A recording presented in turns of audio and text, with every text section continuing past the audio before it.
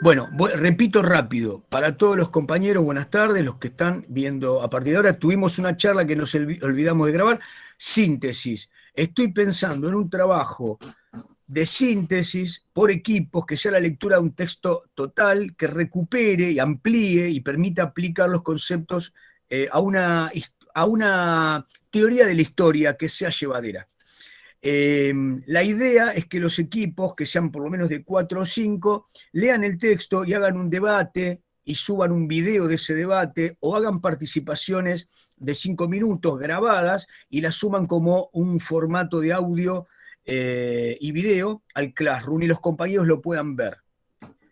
Además de la presentación que harán escrita de síntesis de ese texto. Yo les voy a dar algunas variables, pero les voy a dejar de bastante libertad. Esta es la idea del trabajo práctico. La bibliografía que les voy a dar está dentro del programa, pero todos los años la dejamos fuera, porque no da el tiempo. ¿Cuál es? Si ustedes van a el módulo 3, que se llama Historia y Método Histórico, dice bibliografía obligatoria, dice Pierre Vilar, lo vamos a usar. Cardoso, trataría de evitarlo, es medio complicado. Podemos, por ahora, digo, lo saqué. Después siguen abajo y dice Carl Edward Bloch Mark, o sea, Mark Bloch y Edward Carr. Después dice Eric Hobsbawm, Enrique Moradielos, Luis Alberto Romero, Joseph Fontana. Estos son los autores que en otros años yo proponía. Algunos de los capítulos de estos autores, por ejemplo, de Joseph Fontana o de Luis Alberto Romero, se pueden leer, pero son escritos, textos que están compuestos por artículos que se compilaron. La diferencia con Pierre Vilar, con Marc Bloch o con Edward Carr, que es un texto completo escrito por un autor con una idea, propósitos al principio que se desarrollan a lo largo de ese texto. Entonces, la lectura en equipo daría lugar a las interpretaciones individuales o a lo mejor a las interpretaciones de capítulos o de partes que se ponen en un debate. Lo arman entre ustedes, pero después les da lugar a decir, bueno, ¿qué entendimos? Y eso decirlo. Estamos avanzando de escribir, ¿entienden? Ustedes están diciendo eso sabiendo que después el resto de los compañeros va a ver ese video. Esto quiero que me digan qué les parece. ¿Lo ven factible? ¿Les interesa?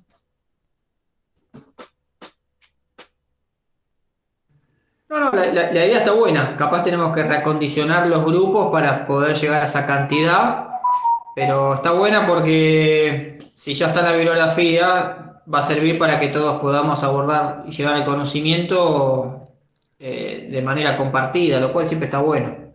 Buenísimo. Buenísimo. Me gustaría que quede así la cosa. Para la clase que viene, ustedes revalúan sus equipos y me parece que el mínimo razonable de un equipo tiene que ser 4. 4, 5 me parece que está bien también.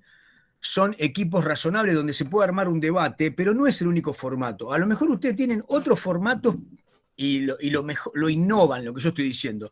La idea es que ustedes, segundo trabajo práctico, lean un libro en equipo, lo debatan, entregan una síntesis y después la expliquen en el formato de debate, explicación por partes, ¿eh? Pensando que es una exposición de aprendizaje, donde quedan dudas, quedan incógnitas. Eso me parece que estaría muy bueno como aplicación. Entonces, para la clase que viene, tarea para el hogar, ustedes me presentan de nuevo en el chat nuevos equipos. Quiero decir, los que quedaron muy raleados, me dicen, bueno, ahora somos nosotros 5. ¿Entienden? Y para esa fecha, para el miércoles que viene, probablemente no, pero yo voy a empezar a digitalizar estos textos y después los asigno. Si me quedo con estos 3 textos y supongamos que ustedes son, ahora somos en pantalla 31, o sea que son 30. Eh, Supongan que hacen 6 equipos de 5, por decirlo, pues la aritmética puede cambiar, pero digamos, 6 equipos de 5, tenemos 3 textos, lo duplicamos. O sea, siempre va a haber dos equipos que leen el mismo texto, con lo cual eso también da riqueza, porque después van a estar colgados dos audios, dos videos, donde dos equipos tienen distintas perspectivas de la lectura del texto. Eso también me parece que está bueno. Bueno, quedamos en esto. Entonces, yo tengo mi tarea, ustedes tienen la de ustedes. Muy bien. Necesito que ahora me digan dónde quedamos estrictamente la última explicación para no reiterar. ¿Dónde quedamos?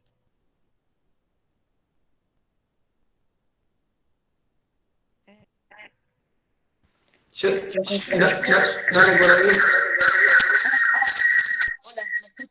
Hablamos del racionalismo, del empirismo y la gnosología, o sea, la teoría filosófica del conocimiento, ¿no?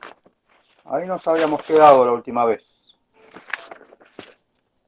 Para que ya te presto atención, espera que estoy buscando que les quiero presentar. Bueno, ya me diste, me parece que estamos de acuerdo.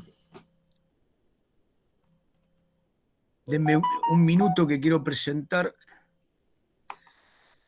Así estamos siempre con la misma.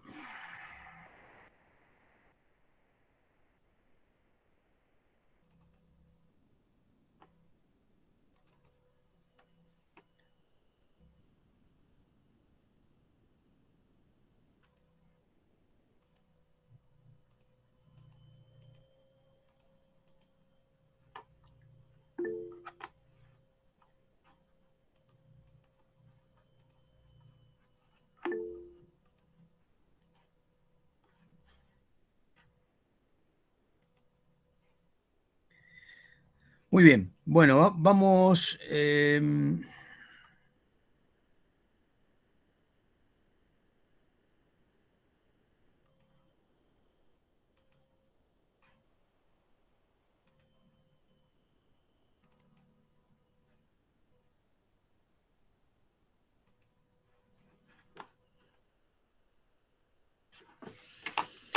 Minuto, minuto.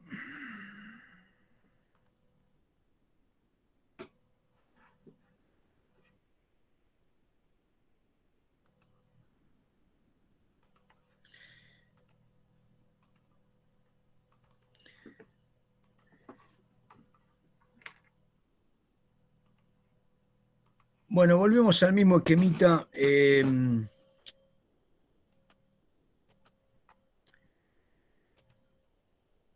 Vamos a agrandarlo un poco. Bueno, entonces,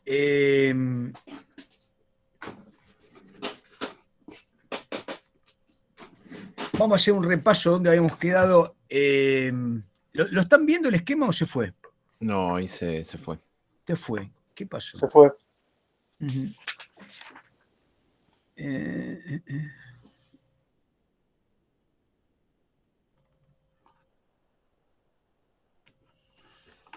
Sí, me pasa con el tema de las imágenes en particular con la presentación.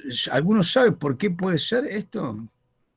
Cuando están en Adobe no, y cuando están en Word no.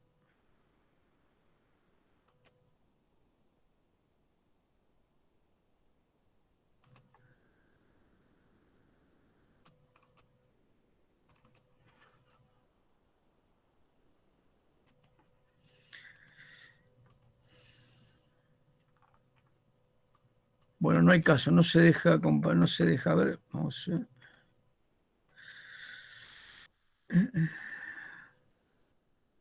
Buenas tardes, profe. Hola, ¿cómo te va? Ya.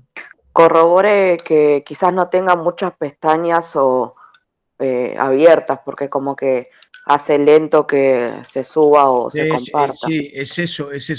No tengo algunas pestañas, tengo 1000 pestañas. Bueno, última, pero igual creo que la mayoría de los ítems que les iba a recordar con esto lo hemos charlado. Quería que ustedes lo tuvieran en pantalla. Hacemos el último intento. Sí, son la cantidad son las cantidades de pestañas que tengo. no hay forma de... Bueno, avancemos. El esquema, lo que planteaba, ustedes se acuerdan, era que de la modernidad a la contemporaneidad, digamos, el periodo que podemos establecer entre 1789, pero que en realidad hay un autor que se llama Eric Hobsbawm, que es uno de los autores, no creo que lo leamos, plantea que una doble revolución en el fines del siglo XVIII, 1700 mediados, 1730, 1780, hay medio siglo donde acontecen todos los fenómenos que terminan siendo los que llamamos revolución industrial. Paralelamente, desde 1688 a 1789, 1688, revolución gloriosa en Inglaterra. La hago corta. Ajustician al rey, Jacobo, y entonces hay una revolución que pone a la burguesía, emerge la burguesía, dentro de ese intento absolutista de los británicos. ¿Qué implica esto? Que los burgueses, al tomar el poder en la isla, establecen dos principios que son fundamentales. Las leyes se hacen en el Parlamento, no las introducen los monarcas. Un límite al absolutismo monárquico. Y la segunda es que esa burguesía toma el control de las leyes fundamentales y de la ejecución de esas leyes que proponen que Inglaterra favorezca un desarrollo marítimo y comercial. Por ejemplo, se desarrollan los astilleros de producción de buques. Se desarrolla obviamente dos industrias que son fundamentales, extractivas, las minas de hierro, las minas de carbón. Y entonces esos son dos elementos que establecen décadas de una gran producción para Inglaterra, sumado al tercero. En Inglaterra se desarrolla el empirismo, una escuela escocesa que plantea un interesante desarrollo científico. Una escuela científica que permite, con el paso de las décadas, unir la resolución de los problemas concretos con el desarrollo científico. Es decir, se inunda una mina de carbón, se inundan las minas porque llegan a las napas. ¿Cómo extraer el agua de esas minas y producir un sistema de desagüe permanente para poder seguir extrayendo los minerales? ¿Cómo generar un sistema de transporte más veloz para trasladar el carbón a las zonas de producción? ¿Cómo trasladar el mineral de hierro a las zonas donde se construyen hornos que pueden fundir ese mineral y crear la materia prima para la producción de lo que después vamos a llamar máquinas? Ese desarrollo que yo estoy explicando ahora, tecnológicamente, geográficamente y económicamente, está en la base del límite al absolutismo. ¿Se entiende? Eso ocurrió en Inglaterra un siglo antes que en Francia. En Francia ocurre 1789 la Revolución Francesa. Nosotros por lo general tomamos la Revolución Francesa, pero lo que muchos autores nos dicen es, ojo que la modernidad tiene su corte por lo menos un siglo antes y ocurre en Inglaterra. ¿Qué es lo que los ingleses crean? Que en Europa, en el continente, es mucho más radical. Los ingleses crean un sistema parlamentario. El monarca sigue siendo el ejecutivo. O sea, respetan la tradición monárquica. La respetan. Es un emblema de Inglaterra, de la isla. Pero el poder real de transformación lo van a tener ahora discutido. ¿Quiénes? Bueno, en la Cámara Alta están los que siempre tuvieron poder, los sectores tradicionales, los dueños de la tierra, los terratenientes, los nobles, y ahora los burgueses, banqueros, profesionales, artesanos, lo que después, de un tiempito después, van a ser comerciantes e industriales. Bien, esto ocurrió en Inglaterra. Les explico esto con detenimiento. ¿Por qué? porque ahora en los próximos temas vamos a tener que, Carmen, primero Pizarro, que me saludó, hola, ¿cómo te va? Lucas, ¿no? Y Carmen, que me pregunta, esto está un poco en varios textos, lo vamos a ir desarrollando. A mí me interesa que me digan, trato de ir lento, si me apuro ustedes me lo dicen, pero lo vamos a leer en varios textos. No está específicamente en uno, ¿eh? No está específicamente, como lo estoy desarrollando ahora, no está específicamente en uno. Entonces, les decía, Inglaterra genera un cambio que es muy importante para la contemporaneidad, el parlamentarismo. Las leyes y el destino económico de un país lo decide un parlamento donde se debate y el pueblo está representado. En el caso de Inglaterra no estaba el pueblo llano no estaba representado, pero sí aparecen los burgueses. ¿Cómo se llamaba? La Cámara de los Comunes contra la Cámara de los Lores. Los lores son los señores, son los que tienen un privilegio de nacimiento. Pero al calor de los cambios que desarrolla el sistema capitalista que está creciendo, se amplía el mercado mundial. Para que ustedes entiendan, ¿qué tenían los ingleses en la cabeza a partir del siglo XVI?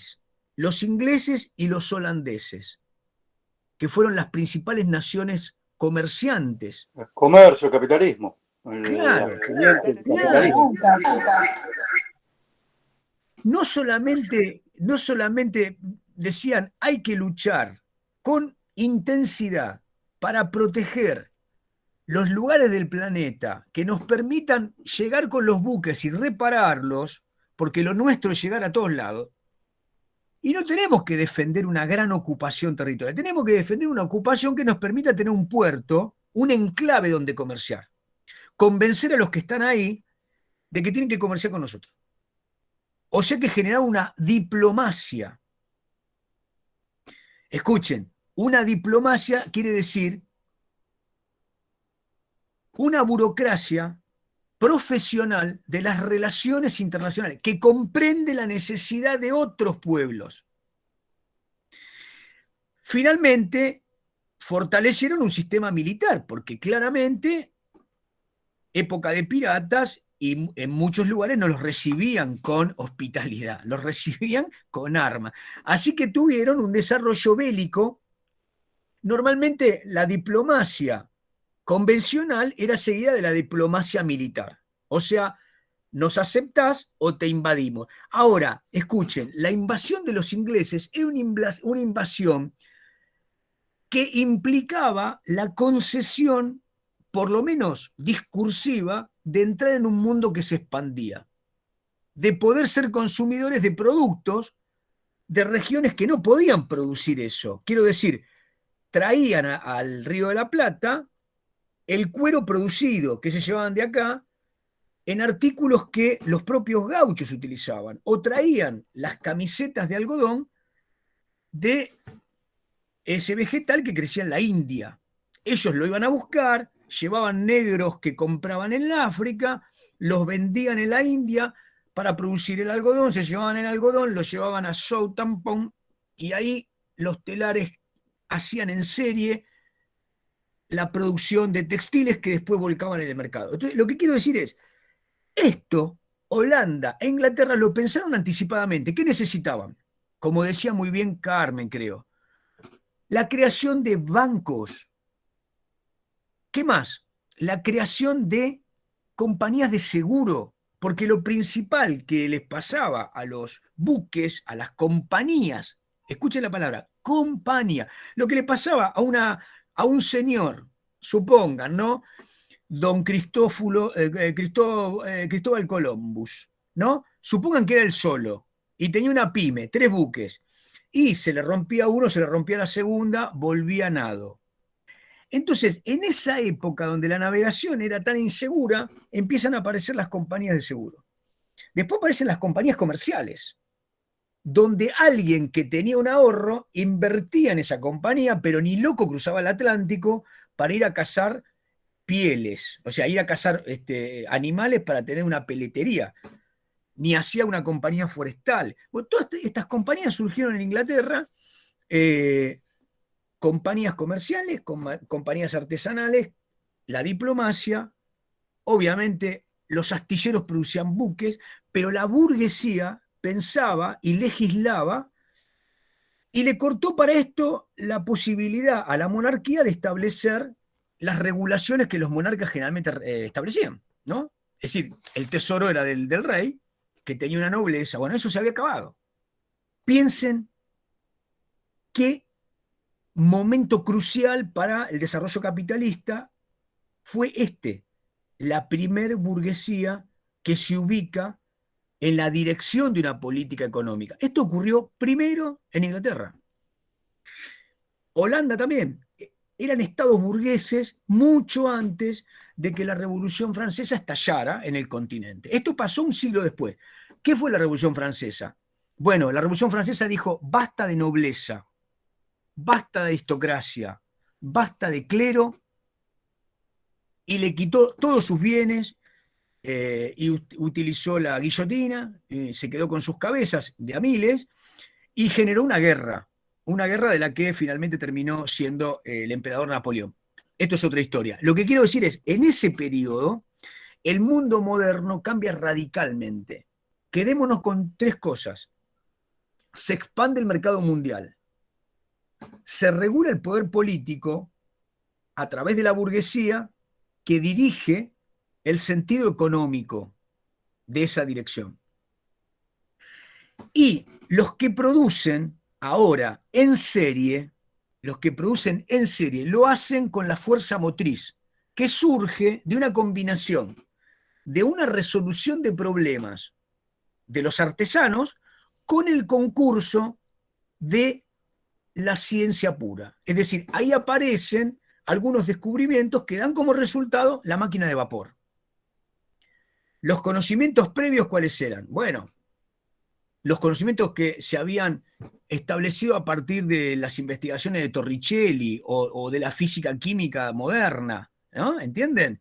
Entonces, lo que en todo caso a lo que se reduce esto de la fuerza motriz es encerrar en un tubo, en un cilindro, vapor que comprime las paredes y donde hay un émbolo con un eje, con dos válvulas que permiten que si le proveo vapor en forma continua, que digamos calentando agua en una caldera, tengo un movimiento rectilíneo, tengo este movimiento. Ese movimiento se puede trasladar mediante un sistema de transmisión a una rueda de un buque o a una biela manivela de un tren. Y entonces vemos el movimiento de la locomotora. Así que los carros ahora eran tirados por vapor y los buques fueron tirados por vapor.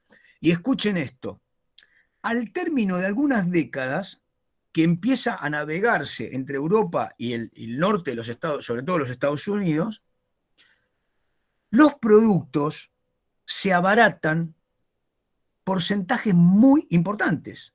El costo del transporte que antes tenía que realizarse a vela, meses, semanas seguro, ahora se reducía. O sea, en el mismo tiempo podía haber varios pases de mercancía que en el tiempo anterior que pasaba una sola vez, ¿no? Los veleros tardaban 6 meses, supongan 3 meses, 2 meses, y ahora los buques cubrían eso, triplicaban, cuadriplicaban la cantidad de mercancía. Entonces el costo del transporte bajaba. Esto produjo un fenómeno que fue que muchos más productos de Europa y de América se intercambiaron más velozmente. También del África, fundamentalmente los metales, también los esclavos. Bien, entonces ese mundo nos está internando en la contemporaneidad donde, además, la burguesía, creo que esto se los había explicado, pero si no se los digo ahora de nuevo, la burguesía había generado en todas las grandes ciudades, a partir de sus necesidades, una ruptura con el mundo medieval. La principal ruptura era, ¿cómo llamarlo? ¿Cómo decirlo fácilmente? El mundo ahora era leído según una métrica que no le pertenecía a la divinidad. La métrica con la que se leía el mundo era la racionalidad, y esa racionalidad ponía al hombre como rey de lo creado, ¿no? El hombre era ahora el centro. El antropocentrismo o el humanismo es un renacimiento del periodo greco-latino o greco-romano, donde el hombre con la razón dominaba el mundo. Ese hombre, ¿de dónde se corre? ¿De dónde se va? Se va de un mundo dominado por la divinidad, donde la jerarquía establecía el futuro, el conocimiento y disciplinaba socialmente. En el mundo medieval, cada cual nacía en una estructura social y moría en esa estructura social. La jerarquía entre los hombres estaba establecida. Bueno, después de esta revolución científico-técnica, económica y política de la modernidad, el hombre durante toda la modernidad asciende a un puesto, a un sitial que le permite, a través de la ciencia, descubrir el mundo y por lo tanto considera que la fe es un complemento que no es central. Entonces, lo digo rápido y mal, en este mundo se camina desde la reforma. ¿Qué es la reforma? Lo hago fácil.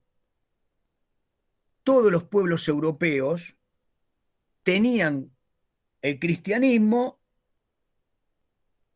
como la religión fundamental, catolicismo. El cristianismo católico tenía su centro en Roma. El pontífice de Roma era el Papa. Siempre hubo otra iglesia que es la oriental, pero no los quiero confundir, la rusa y griega, la ortodoxa. La ortodoxa rusa. Claro, en Constantinopla. Pero quedémonos con los pueblos que nos interesan por ahora. Francia, Inglaterra, Holanda, España, que eran los conquistadores. Esos pueblos remitían al Papa. Es natural que a partir de la prédica de los filósofos humanistas hubiese una ruptura, un alejamiento, digamos, de la filosofía humanista. Sin embargo, los filósofos humanistas, renacentistas, seguían siendo cristianos. No obstante, ¿se acuerdan que hablamos de Santo Tomás? Santo Tomás decía que donde la fe llegaba a su límite, donde la razón llegaba a su límite, la fe era la continuidad natural. O sea, el discurso de la bajo medieval de Santo Tomás conciliaba la razón y la fe. Ahora, a partir de Lutero, como puso el compañero, Martín Lutero en Alemania, Calvino, Zwinglio, son los reformadores, son los que dicen, escuchen bien, Dios existe, pero no necesitamos intermediarios. No necesitamos intermediarios. O sea, los sacerdotes lo que en realidad están generando es un poder intermedio, que es la iglesia, su estructura, su poder. Podemos leer la Biblia y tener un contacto con Dios directo. Y el Papa no es el único intérprete de la Biblia, ¿no? La infalibilidad papal fue puesta en interdicto. Y también se le quitó el poder a la iglesia cuando se dijo, bueno, por los actos en vida no vamos a tener un juicio definitivo. Apareció el libre albedrío, es decir, la posibilidad de que los actos que desarrollamos en nuestra vida terrenal no fuesen definitivos. ¿En qué sentido? En el del pecado mortal. Ese era el poder que tenía la iglesia en la curación de las almas, ¿no? ¿Entienden? Entonces, ¿qué es lo que pasa en el siglo XVI? A partir de 1517. Rompe Lutero y una parte de Europa rompe con el Papa. Empiezan unas guerras importantísimas. Las guerras, ¿por qué son? Porque los príncipes alemanes, unidos ahora por la prédica de Lutero, lo que quieren es ocupar tierras que son de la iglesia. O sea, la cuestión es ahora un expansionismo que lo hacen los señores alemanes, pero en términos de concisión, lo que pasa en Europa es que va a haber dos religiones, la cristiana protestante y la cristiana católica. Entonces, este mundo avanza demostrando que un sector es más capitalista, el del norte, el que es protestante. ¿Por qué? Porque es el sector que a la religión la pone en un lugar más lejano de las decisiones políticas. ¿Sí? Las decisiones políticas las toma un Estado que no necesariamente es intervenido o tiene una vinculación con la Iglesia. Mientras que en otros, el caso de España, el caso de Portugal, el caso de Italia, el Estado sigue impregnado de las decisiones papales, ¿no? Creo que todos saben que a los reyes españoles, se los llamó reyes católicos, defendieron fundamentalmente en el siglo XV y XVI la razón castellana en América, ¿no? A partir de lo que había dicho el Papa. Muy bien, ¿por qué llegué a esto? El periodo que va de los años 1500 hasta la Revolución Francesa es un periodo de desacralización. El hombre se va alejando de la fe, va separando el Estado y la Iglesia, eso se llama secularización, y nacen los estados modernos, las monarquías nacionales. Nace Inglaterra, nace España, nace Portugal. Ahora esas monarquías nacionales funcionan como lo que llamamos nosotros estados modernos. Tienen una unidad de poder. Esto es un recorrido distinto al feudalismo. ¿Recuerdan? O, si no recuerdan, porque no se los dije, el feudalismo es un periodo muy largo, 10 siglos por lo menos, donde el poder del Imperio Romano se fragmentó en señores que se aliaban, condados, ducados, ¿no? Principados, que luchaban y guerreaban y tenían una estructura jerárquica con los hombres que estaban unidos a la tierra. Bueno, eso en la modernidad se define a partir de un Estado. Bien. En todo ese periodo, en todo este periodo que yo estoy mencionando, es fundamental entonces pensar en la ciencia. Yo quiero que nos paremos ahí. Habíamos empezado hablando de este recorrido civilizatorio con el tema de filosofía, ¿se acuerdan? Ciencia y religión. La modernidad establece definitivamente una revolución científica que le permite al hombre diseñar sobre esos conocimientos científicos un mundo cada vez más dominado por la tecnología. Ciencia más tecnología, mayor dominio del hombre, que se organizan estados que amplían los mercados, que producen con fuerza motriz, que bajan los tiempos de recorrida de este mundo. El mundo se va achicando y el mercado mundial se va haciendo cada vez más extenso, más intenso también por la circulación de mercancías. Bien, este es el mundo que podemos llamar contemporáneo, donde la religión fue claramente reemplazada ¿por qué? Por la ciencia. Por la ciencia. Si tenemos que definir la modernidad y la contemporaneidad, tenemos una era científica. Hemos llegado a un punto tal en donde la ciencia interviene en nuestras vidas de tal manera que cualquiera de ustedes me puede explicar a mí qué tiene que tomar a partir de cada uno de los malestares que tenga. Todos ustedes me pueden decir la droga que toman. Díganme si no se saben el nombre de la droga que tienen que tomar. Si tienen padres mayores, saben el nombre de la droga que toma la mamá o el papá o el hermano, si tiene una enfermedad crónica. Todos. Yo puedo nombrar, sin repetir, sin soplar, por lo menos tengo varias crónicas, 10 drogas y les digo cuántos miligramos toman. ¿Qué sé yo de la acción molecular de esas drogas? Nada. Pero yo lo afirmo con conocimiento cabal. ¿Y saben qué les digo? Esto es científico. ¿Qué estoy diciendo con eso? No hay impugnación en la droga, hermano. Lo dijo el médico y el médico lo dijo porque es la ciencia. Bien, en esto estamos. ¿Es tan así? No. Hemos llegado a un punto que la ciencia, después de más de un siglo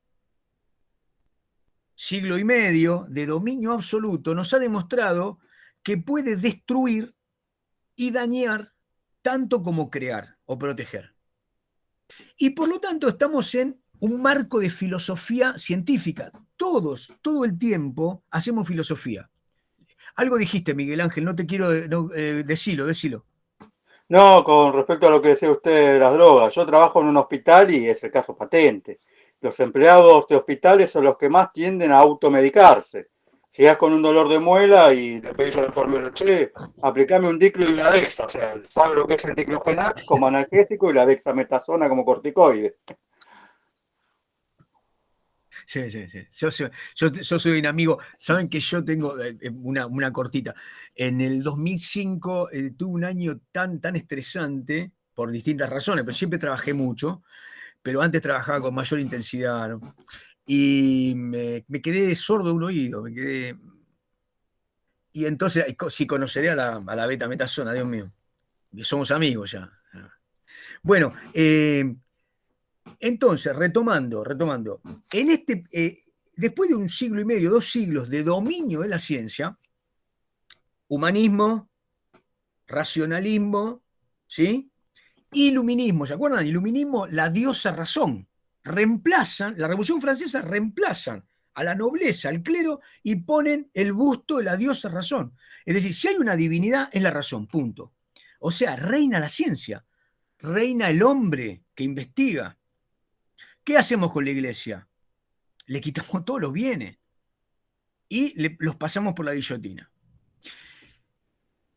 Ese mundo desacralizado que pierde la fe en algo divino se convierte en un mundo agnóstico, en un mundo secular, donde el centro de la actividad y de la creencia del hombre está puesta en la investigación científica, en la productividad, en el confort, en el bienestar general. Todo esto lo diseña el iluminismo. El iluminismo dice Voltaire, Rousseau, ¿no? Montesquieu, Diderot, Volney, ¿qué dicen?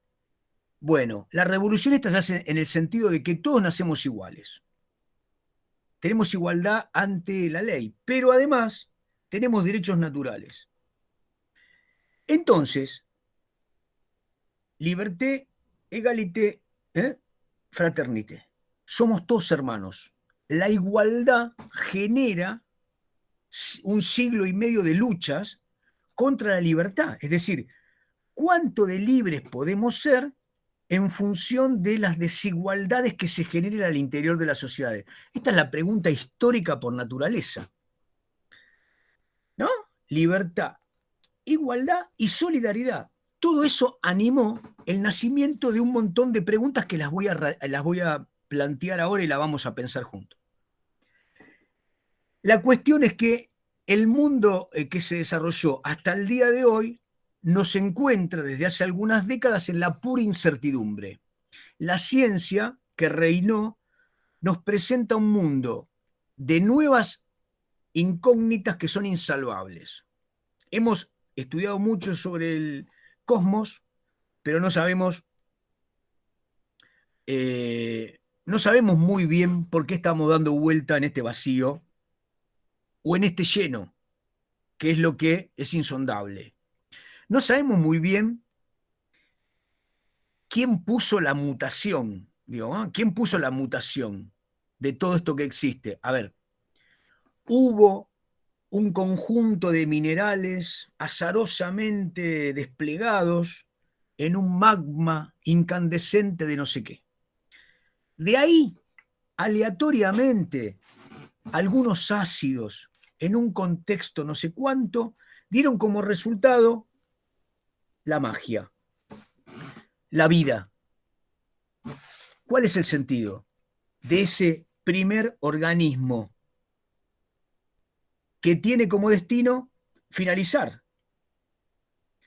Antes de finalizar se reproduce. ¿Entienden? Acá estoy haciendo filosofía. ¿De qué?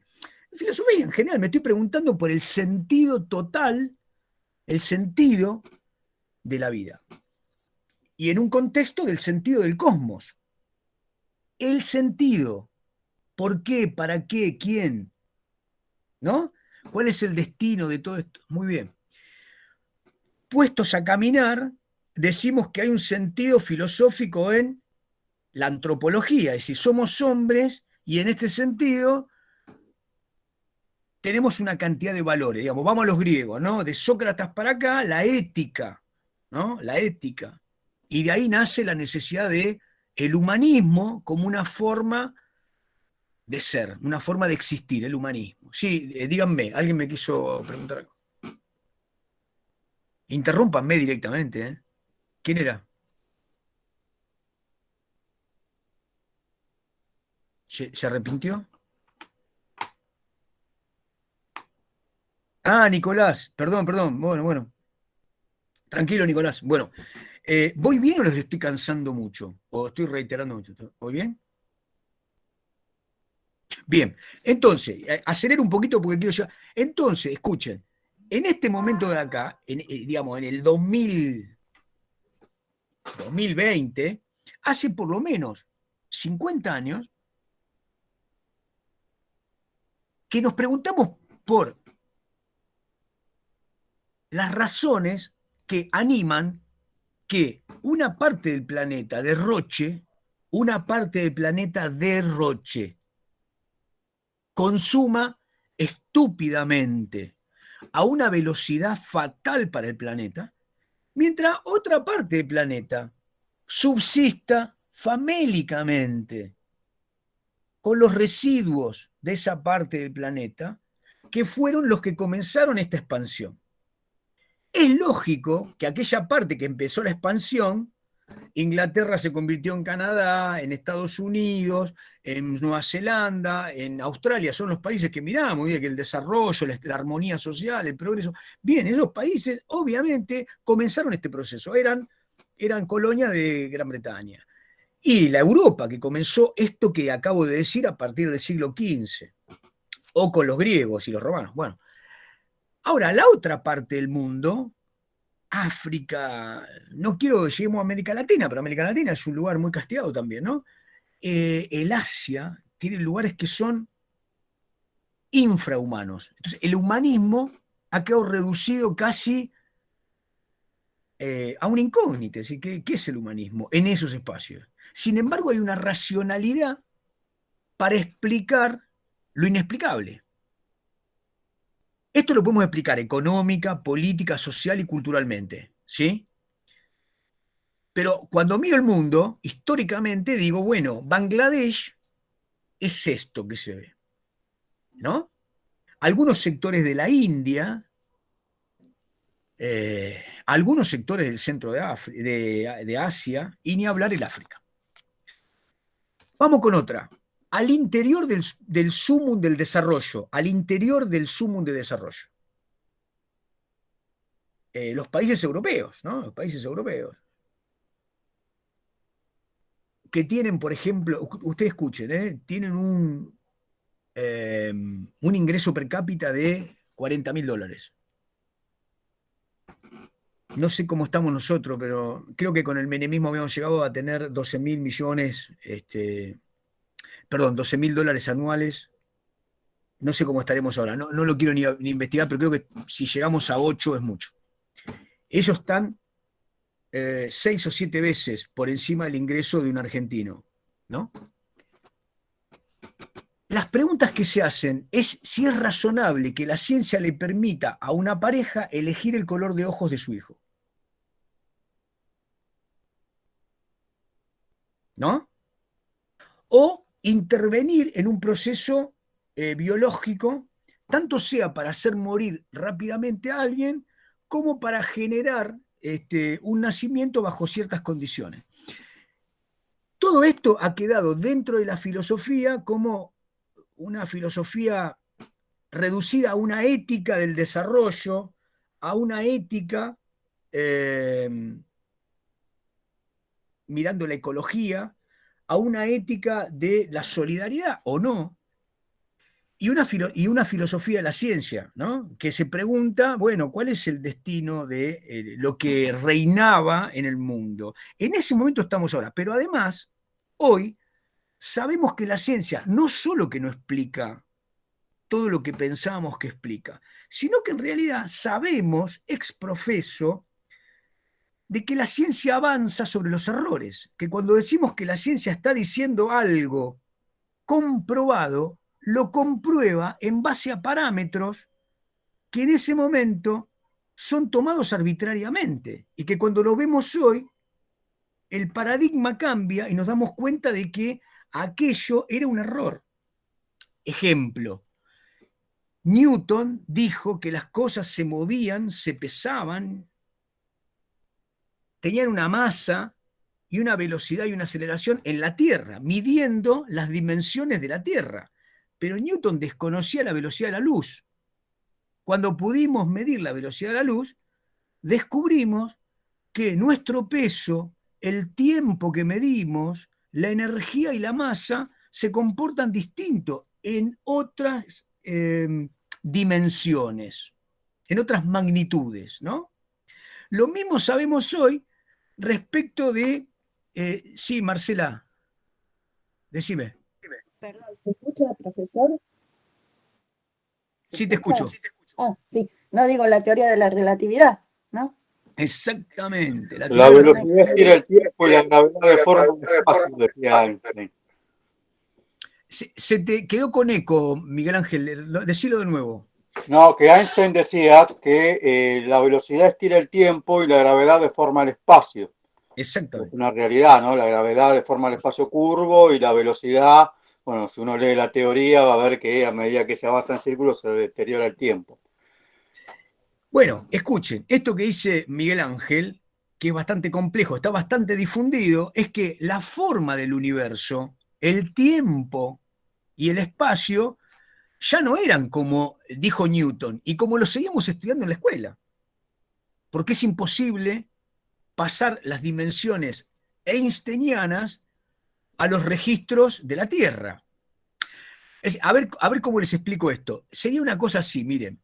Einstein miró la topología de la Tierra y se dio cuenta que era curva. Pero todos nosotros que estamos en la Tierra, todo el tiempo, no vemos la curvatura de la Tierra. ¿Ustedes ven la curvatura de la Tierra? La respuesta es no. No la vemos. Solamente porque sabemos que la Tierra tiene una curvatura, medimos en función de ella. Por lo tanto, para nuestra vida común, seguir midiendo en términos de longitud sigue siendo más o menos preciso para las cosas que necesitamos hacer. Ahora, cuando salimos a la escala terrenal, está claro que la Tierra es una esfera achatada y que la curvatura que hace que las ondas tengan que ser retransmitidas, porque si no se van al corno, ¿no? Bien, estos son las dimensiones, pero hay mucho más que eso. Al interior de la materia, resulta que descubrimos ahora que sabíamos bastante poco y que el microscopio era como decir, miro por un agujero, pero dentro de ese agujero hay millones de otros agujeros, ¿no? Y entonces ahora hay toda una industria que nos explica la nanotecnología. Dicho todo esto, ¿qué quiero decir? La ciencia llegó a un estadio en el que vivimos que es la pura incertidumbre. Primero, sabemos que la ciencia nunca llega a un resultado definitivo. La ciencia es un error que se corrige, es una actividad humana. Está vinculada al poder. Y por lo tanto, como está vinculada al poder, investiga lo que el poder necesita, no lo que necesitan todos los hombres. Entonces, la ciencia en ese punto deja de ser eso que hemos sacralizado y se convierte en una actividad puesta a debate y además puesta a debate desde el punto de vista epistemológico porque nos trae más incertidumbre que resoluciones, ¿no? Bien, Ingrid, correcto, incertidumbre, sí, sí, ni hablar. Bueno, este es el recorrido que yo les quería hacer, pero vamos a parar acá y les voy a decir dos o tres cosas muy importantes.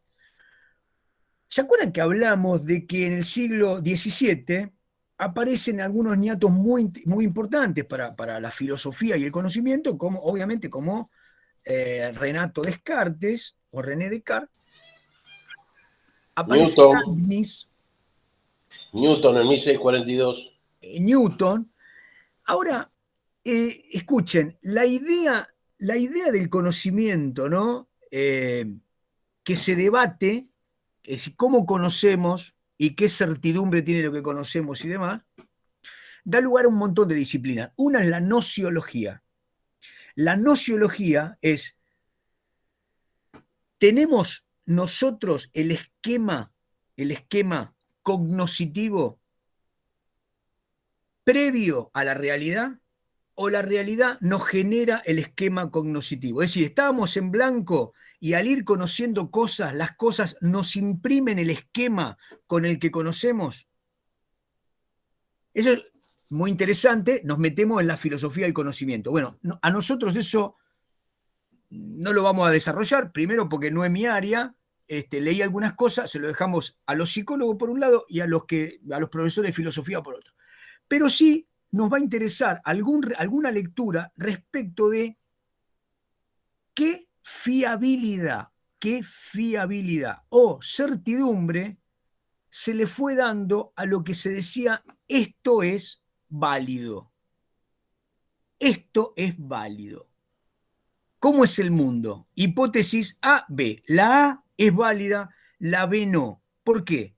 ¿Cuáles son los patrones de validación que tiene la ciencia, que tuvo y que tiene?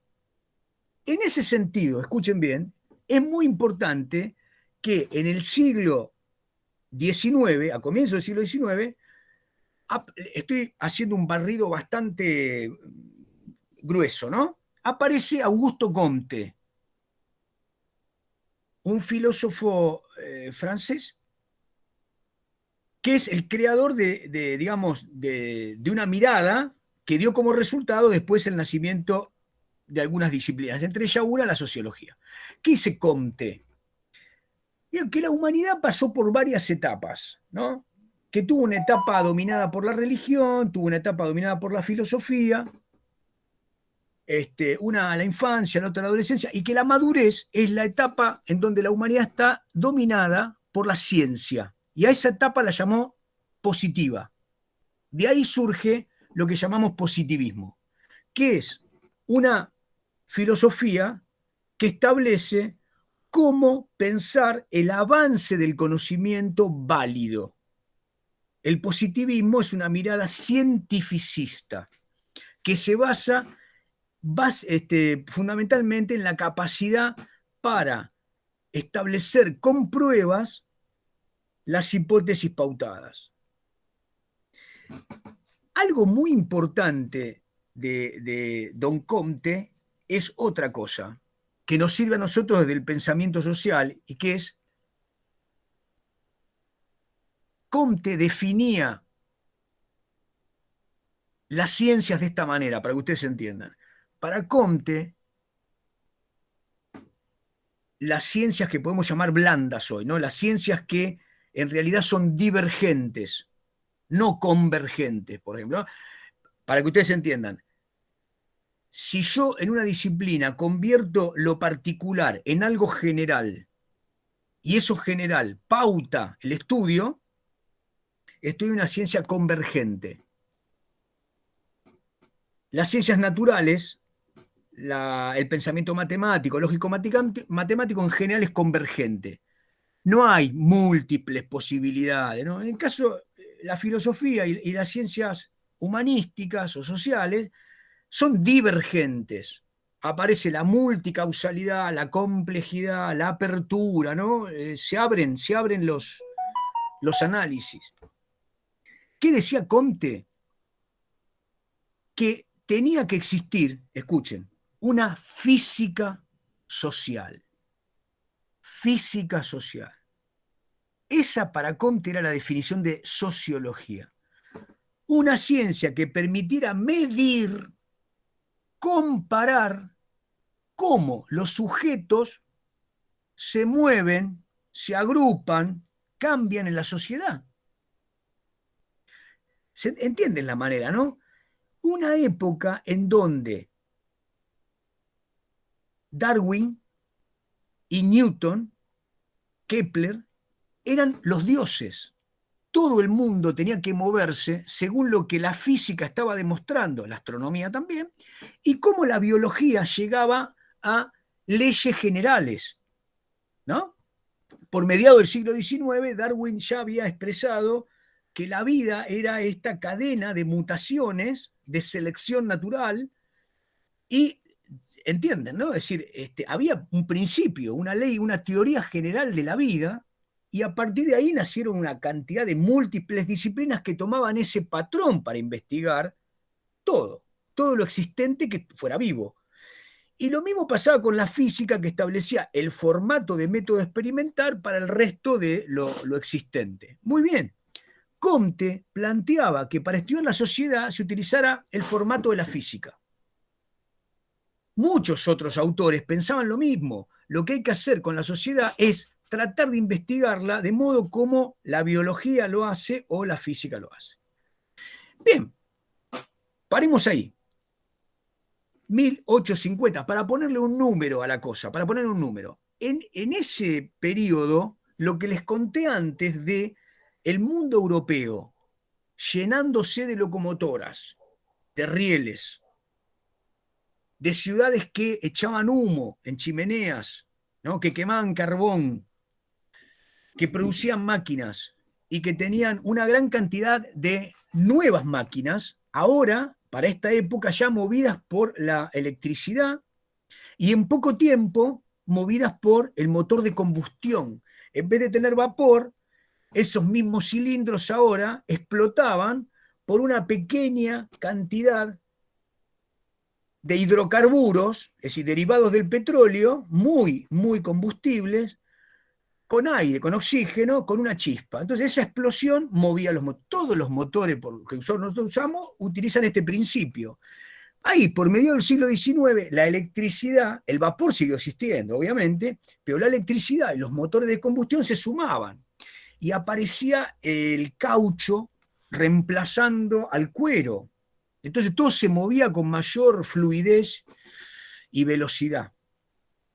En ese mundo nace la necesidad de expandir el capital. El capital que se había concentrado en Europa, que se acumulaba, daba una renta.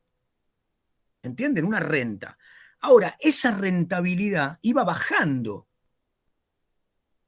Doy un ejemplo. La Argentina no tenía ferrocarriles. Había que poner ferrocarriles. E Inglaterra tenía casi todos los ferrocarriles trazados. Un industrial que hacía ferrocarriles, ¿dónde iba a obtener mayor rentabilidad por construir ferrocarriles? ¿Dónde iba a poder cobrar más los ferrocarriles? En Inglaterra, la tasa... Donde no había... Exactamente, donde no había ferrocarriles. Entonces, en Inglaterra la tasa de retorno, la tasa de rentabilidad va cayendo, en Europa también. Entonces tienen que exportar la producción de máquinas fuera de Europa. Pero también, ¿por qué lo hacen? Porque necesitan ampliar la dotación o la provisión de recursos naturales que no tienen. En nuestro caso, la Argentina, alimento. En el caso de Chile, cobre. En el caso de África, otros minerales. En el caso de la India, algodón. En el caso del sur de los Estados Unidos, algodón, tabaco, etc. Entonces, toda esa provisión de materia prima indispensable por la ampliación del mercado y por la necesidad industrial, lo que hizo fue instalar ahora los ferrocarriles, mejorar los puertos, dragar los ríos y llevar los buques para que todo ese servicio de los lugares donde estaba esa mercancía pudiese, esos recursos naturales, pudiese ir a ser industrializado y que después fuese también un lugar que distribuyera las mercancías dentro de esos espacios, digamos, marginales o de segunda expansión. En la Argentina es uno de ellos. En ese mundo donde las ciudades obreras crecen de manera geométrica, se agrupan también de manera bestial ahora nuevos sectores de la sociedad, nuevos, completamente nuevos.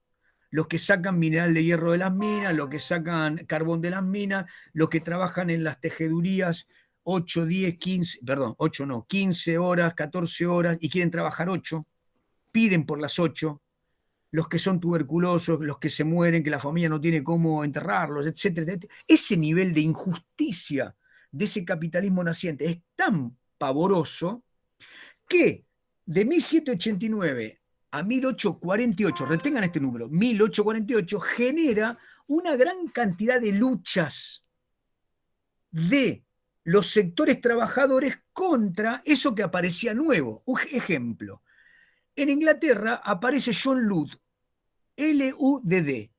¿Quién es este Ludd?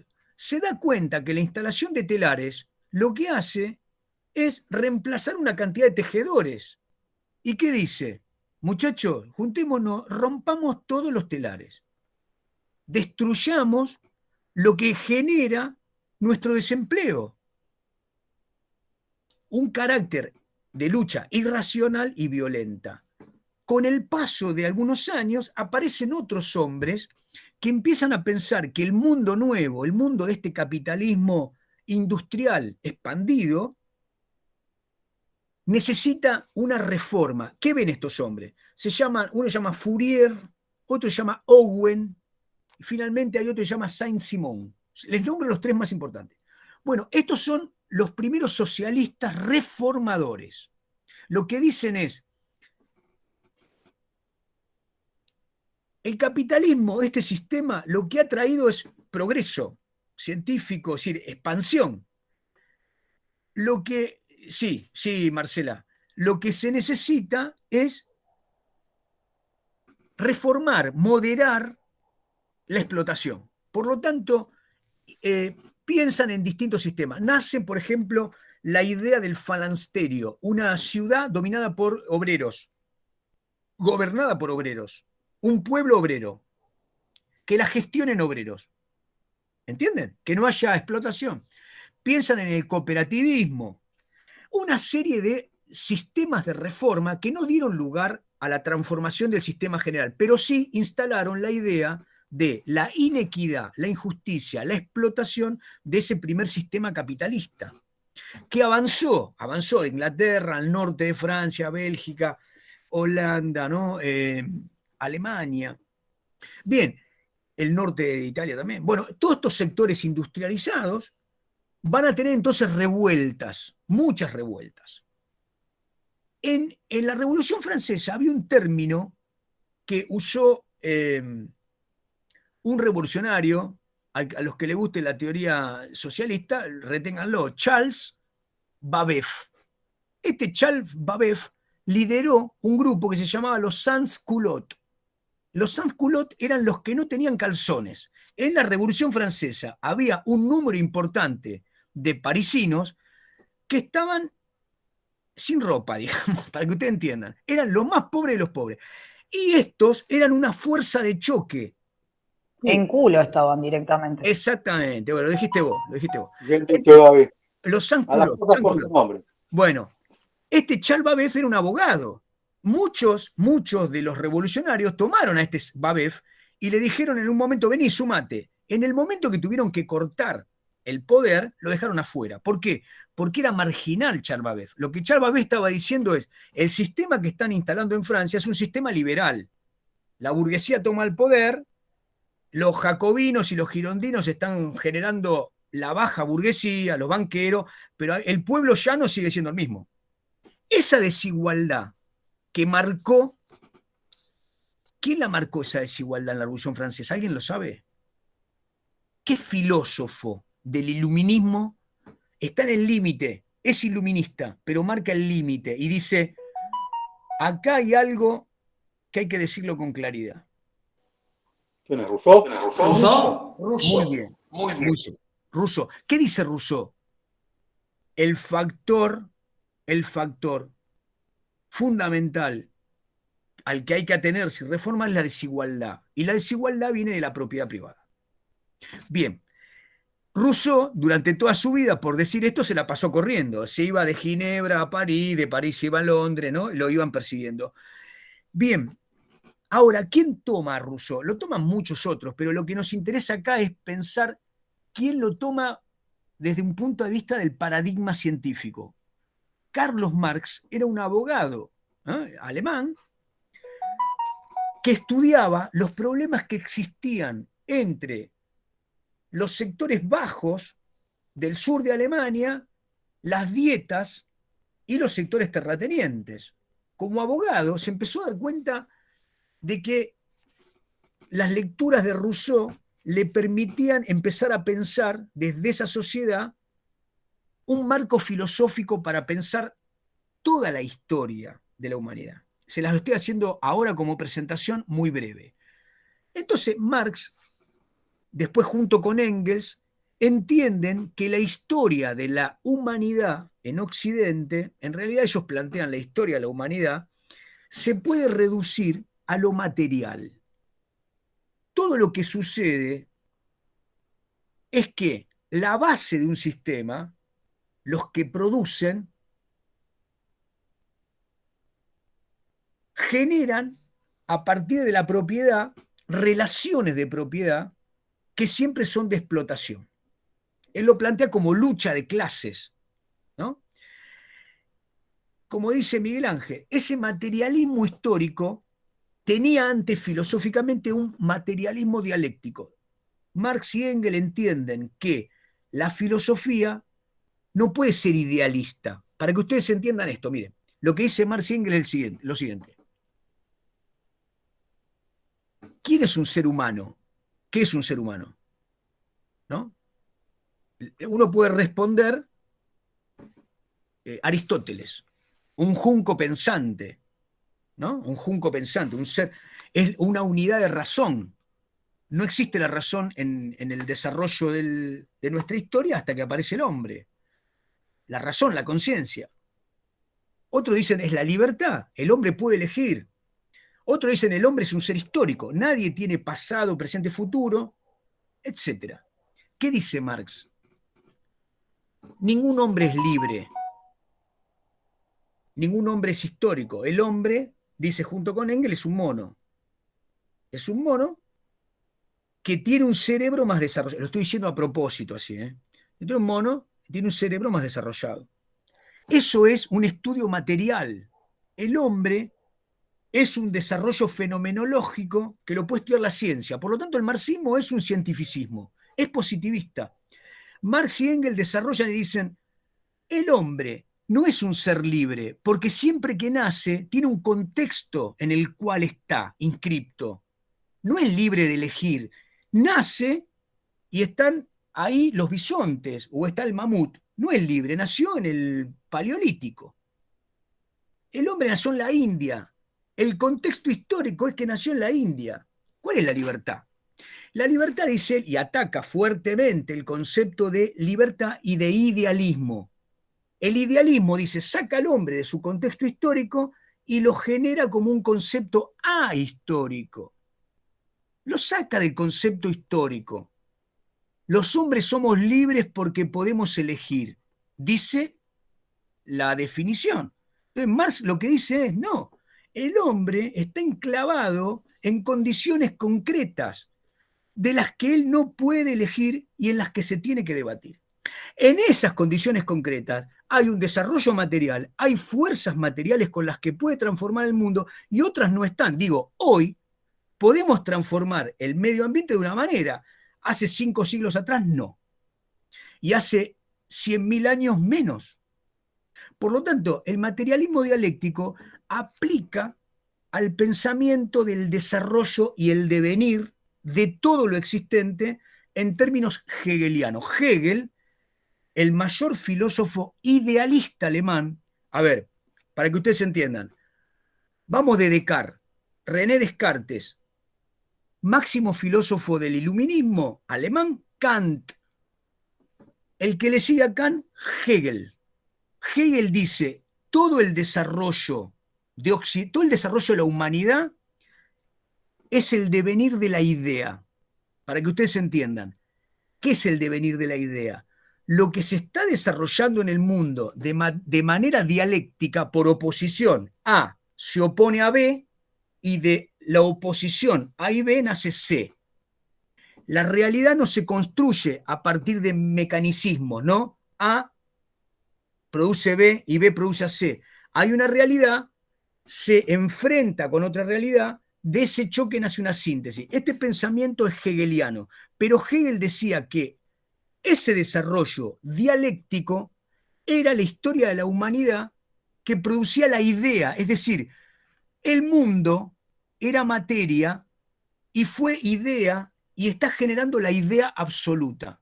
Por lo tanto, Hegel tómenme esto, es el idealismo absoluto. Es el máximo filósofo del idealismo occidental. Marx era su pupilo, era un discípulo de Hegel, tomaba clases de Hegel. ¿Qué hizo Marx? Dijo, la filosofía de Hegel es correcta, la dialéctica es correcta, pero en vez de ser una dialéctica idealista, la dialéctica funciona en la creación del mundo a partir de lo material, no de lo ideal. A ver, no somos conciencia y después materia, somos materia y después somos conciencia. Esta es la idea fundamental del materialismo dialéctico. ¿Se entiende esto que dije? La actitud de Gabriela Fernández me va a llevar a mí a darme un tiro en el baño. Gabriela. No, estoy anotando, mire. Pero no, está bien, no, está bien.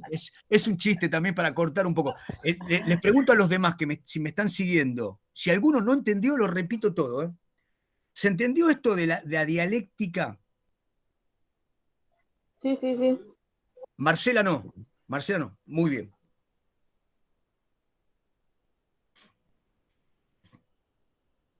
Vamos a explicar, a ver, vamos por una que es bastante sencillo. Me perdí con Hegel, cuando engancha con Hegel. Bueno, escuchá. Si yo digo que hay una lógica mecánica,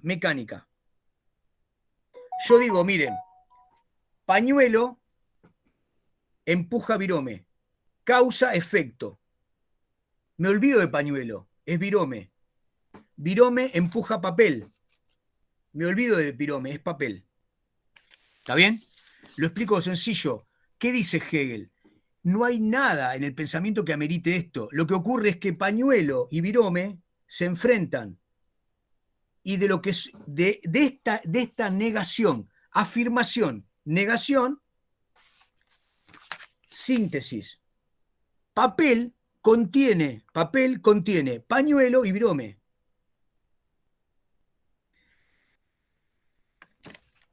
A ver, lo explico desde otro punto de vista. Miren, ¿cómo se explica desde el punto de vista dialéctico el trabajo?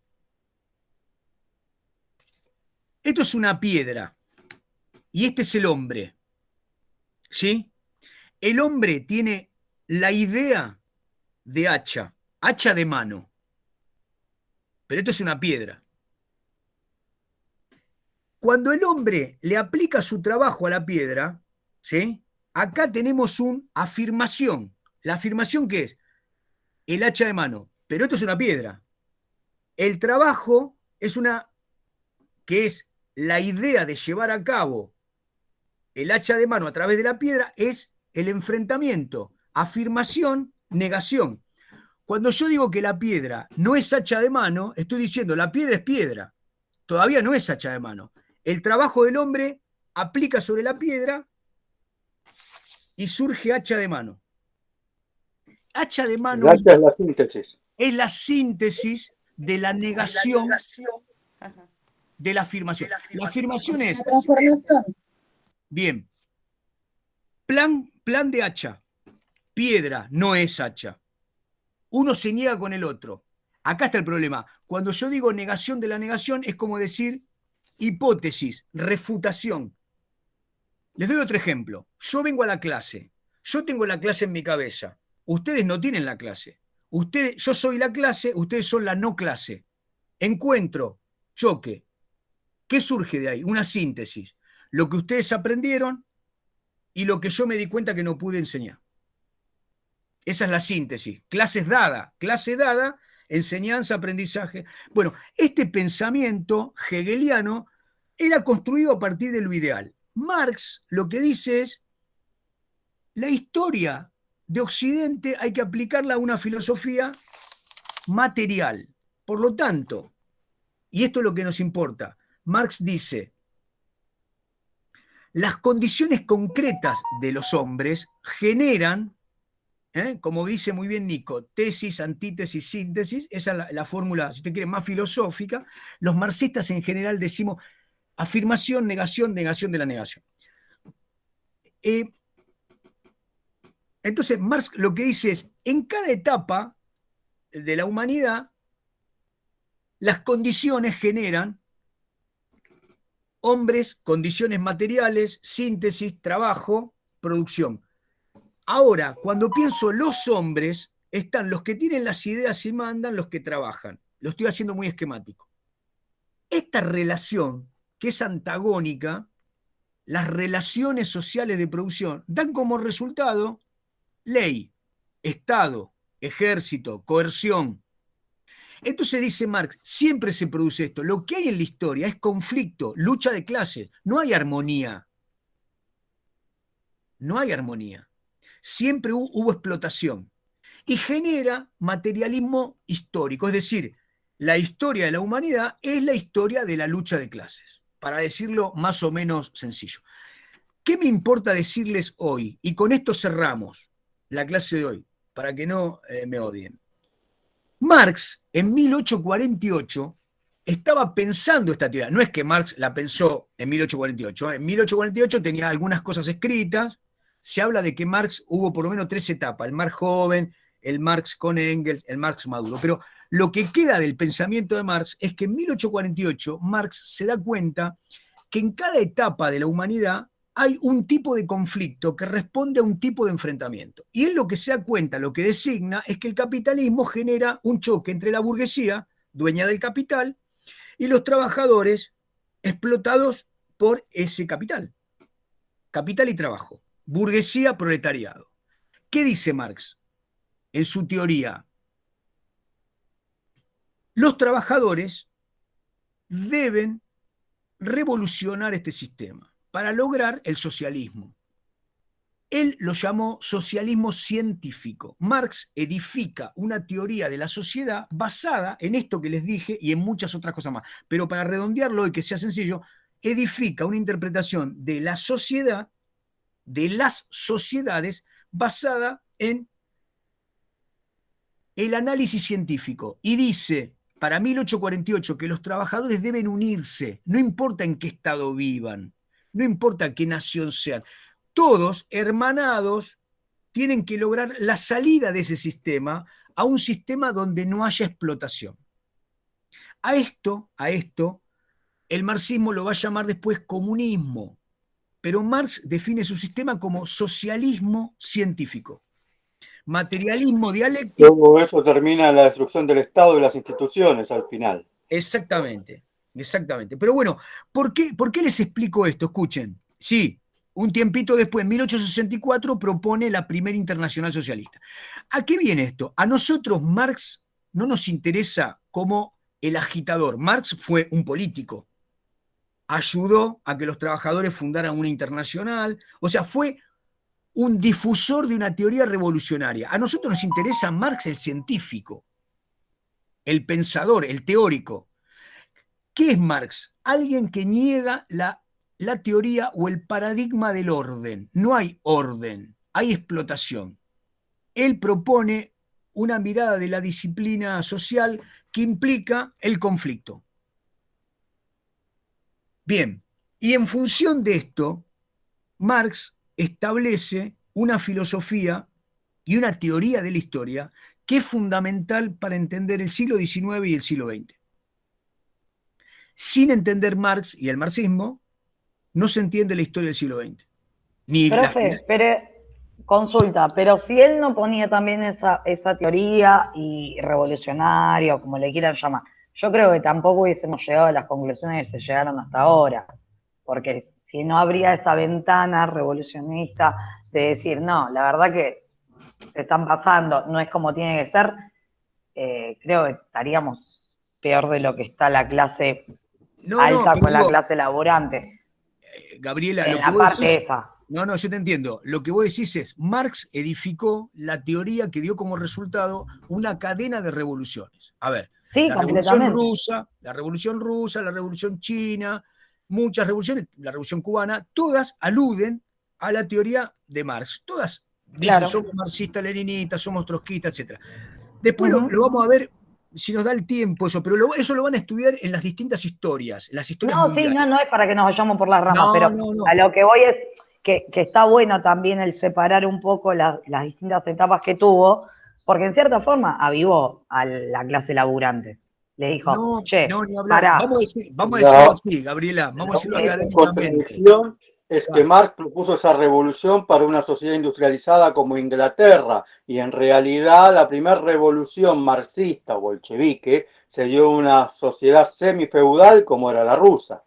Esa es la contradicción que tuvo Marx, ¿no? O una Exactamente. discusión. Escuchen, pero esa no es una contradicción de Marx, porque Marx ya estaba bien muerto, pobre. Esa fue la aplicación de la teoría marxista en un contexto que Marx no conoció y que la llevó a cabo Lenin. Pero eso, por eso les digo, esto es la aplicación del marxismo en manos de Lenin, como también fue aplicada por Rosa Luxemburgo en Alemania, fracasó, y como después va a ser aplicada por Stalin, después va a ser aplicada por Trotsky, o pensada por Trotsky, por Mao, ¿no? Por Ho Chi Minh, por Guevara, es decir, por Regis Debré, muchísimos pensadores tomaron a Marx y la aplicaron a un contexto que Marx no conoció. a su modo y a su forma lo aplicaron cada uno. Claro, por eso la Es cadena así. de marxismos es preferible, como dice Pierre Vilar, hablar de Marx teórico como las teorías marxianas para sacarlo del marxismo, que es la aplicación de lo que pensaba Marx a una revolución política. Ahora, dicho esto, no hay forma de ser marxista, según los dichos de Marx, sin llevar a cabo lo que se entiende que pasa en la historia. Lo que me interesa, porque vamos a leer algunas cosas de Marx y Pierre Vilar se cansa de hablar de Marx, es que no entendemos historia del siglo XIX, del siglo XX sin Marx. Pero fundamentalmente, ¿por qué no entendemos historia? Porque es un autor, un teórico que basa la economía, la sociología y la historia desde las condiciones reales de producción. Es decir, es el primero que establece que la fundación de una sociedad, la fundación de un esquema político y de una cultura dependen de la matriz de condiciones materiales. Es decir, pone en primer lugar el estudio económico. Y hasta ese momento se hacía la inversa. Se estudiaban las leyes, la cultura, la guerra y el Estado. Las condiciones materiales eran ocultadas o no visibilizadas. Por eso la historia y la interpretación marxista es fundamental para los que estudiamos historia, ¿no? Seamos o no seamos marxistas. Profesor, una preguntita. Y en los programas, en el diseño curricular, el tema el aspecto del trabajo, ¿está separado justamente por el tema de Marx? ¿Se estudia tanto el trabajo en las distintas sociedades y épocas?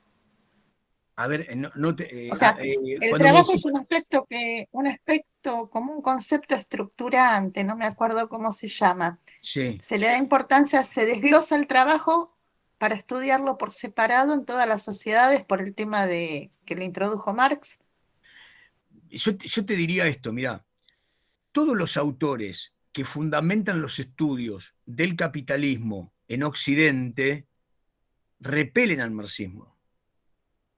A ver, los marxistas han permitido a los capitalistas poder pensar en una teoría del conflicto al interior de las organizaciones, al interior de la sociedad. Es decir, Marx le ha permitido pensar a todos que cuando pensaban orden, en realidad lo que estaban diciendo era explotación, manipulación, alienación. Entonces, el Occidente ha pensado bastante que la distribución de bienes, el confort, el bienestar, una serie de elementos que salen de la explotación permiten la continuidad de este esquema reproductivo materialista basada en la preeminencia del capital. Pero los teóricos del capitalismo son funcionalistas, dicen todo se organiza respecto de un orden funcional en la sociedad.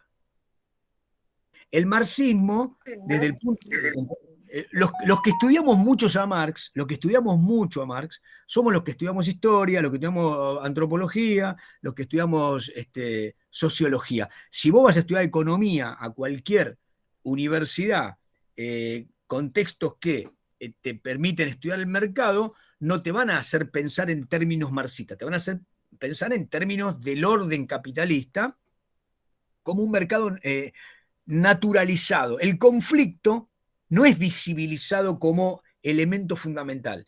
El conflicto es oscurecido, no visibilizado. Es decir, vos tenés que ir a trabajar, no te van a explotar, te van a pagar una retribución justa de acuerdo a lo que vos hagas. ¿Cuál es el parámetro? El parámetro es, vos no tenés que discutir en ningún caso la propiedad original del capital. Vos tenés que respetar que el que te contrata en función de un mercado libre, contrata tu tiempo y te paga un salario. Entonces, esos funcionalistas no van a poner en tela de juicio esa estructura, porque estarían derribando la legalidad del capitalismo y te estarían convirtiendo claramente en alguien que no quiere aceptar esas reglas, ¿no? Son funcionales al poder. Ok. Bueno, escuchen, vamos a dejar por acá, quedamos en esto. La clase que viene, vamos a terminar este recorrido de marxismo por un lado, liberalismo. Esto nos va a dar lugar en el próximo bloque a leer algo concretamente de todas las ideologías que surgen a partir de acá, pero eso va a ser otra cuestión. Para la clase que viene, les pido que me presenten los grupos nuevos y ya le vamos a ir dando forma al trabajo, así empiezan la lectura, ¿sí? Voy a empezar, no se asusten, voy a empezar a cargar el material que corresponde a los nuevos textos que vamos a ir viendo, ¿no? De los nuevos temas. ¿Está? Bueno, los cansé mucho. Hoy salvo Miguel Ángel, otros no participaron, los maté, ¿no? ¿Estuvo bien? Bueno. Fue un avance rápido, llegamos hasta Marx, no creía que íbamos a llegar hoy hasta Marx. Bueno. No queríamos interrumpir para que avancemos. Bueno, les mando un abrazo, Nos estamos viendo. Un abrazo, profe. Profe, hasta luego.